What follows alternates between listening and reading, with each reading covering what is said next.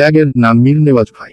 ঢাকা কলেজের প্রাচীন লাল ইটের দেয়াল, রাজপথের স্লোগান আর সংগ্রামের আগুন, এই পরিবেশেই গড়ে উঠেছিলেন এক আপোষহীন ছাত্রনেতা। নাম তার মীর নেওয়াজ ভাই। ঢাকা কলেজের সাবেক ভিপি এবং বর্তমানে বিএনপি জাতীয় নির্বাহী কমিটির যুব বিষয়ক সহ সম্পাদক, একজন ত্যাগী, পরীক্ষিত রাজনৈতিক সৈনিক।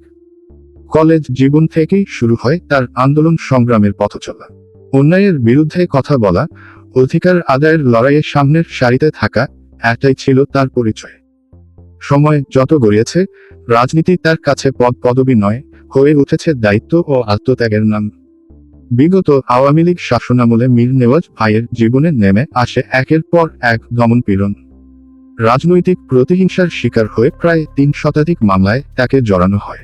দিনের পর দিন আদালত, থানা, হাজত এসবই হয়ে ওঠে তার নিত্যসঙ্গী।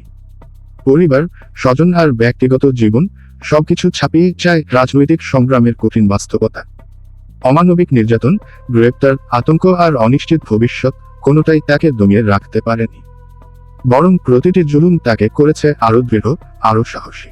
মাথা নত না করে তিনি রাজপথেই থেকেছেন, দলের কর্মীদের পাশে থেকেছেন, আন্দোলনের আগুন জ্বালিয়ে রেখেছেন।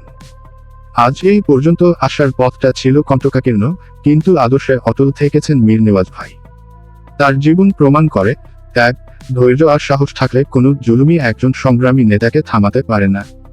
মীর নেওয়াজ কেবল একটি নাম নয়, তিনি এক অধ্যায়, তিনি প্রতিরোধের প্রতীক।